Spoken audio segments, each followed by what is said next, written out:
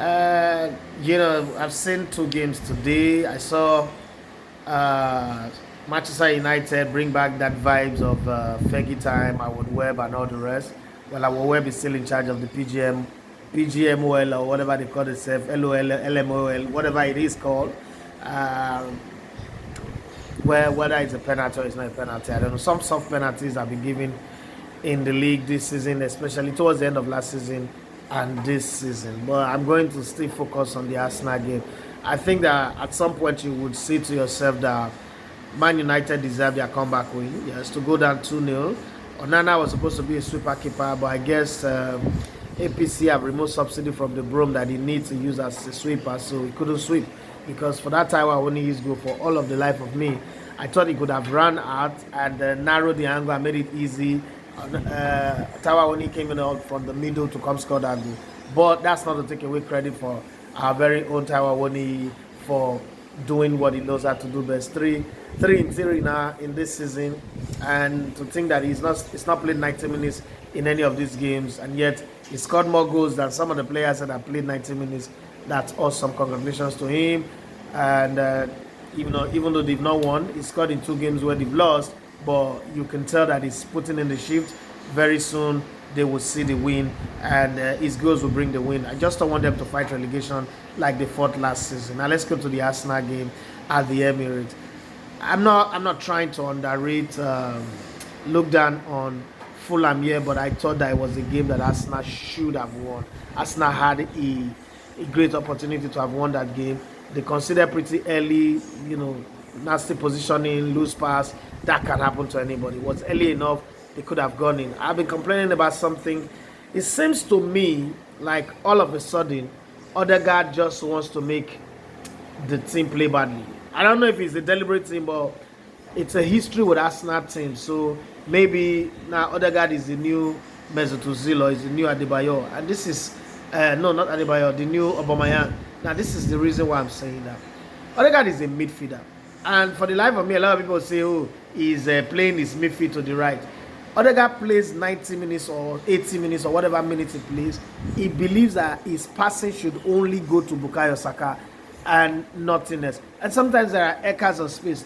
Look at the last game against Crystal Palace. Acres of space on Martinelli, he doesn't give the pass to him. He's always looking to give the pass to Bukayo Saka. Having said that, I think that Arteta is trying to integrate or justify his spending as if he's the one that did the spending. There's a club that did the spending, but he's trying to justify that spending over the need of the team. There is a certain way the team played last season and it was very good. Yes, I agree, you brought in two new players and you have injury problems to worry about, but we have seen enough. And this is not me saying it because I criticize the signing of Kai Havertz, so I'm going to always find fault. No. The truth is, I do not think Kai Havertz would ever come good. This is again like when I talked about Nicolas Pepe at the beginning of his signing under Unai Emery. People said I should be patient. It took Thierry Henry 12 games to score goals, blah, blah, blah. Kai Havertz will never, ever come good.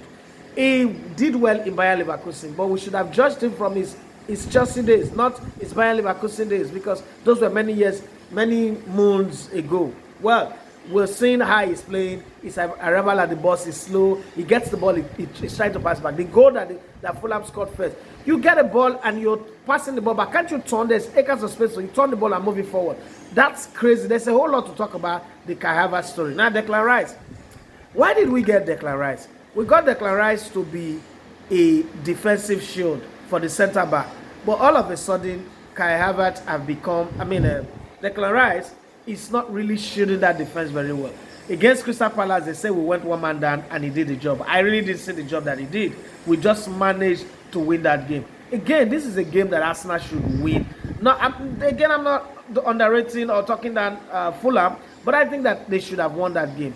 And as Fulham saw that, Arsenal are not getting that confidence that they are supposed to get at 2-1, so they kept coming out.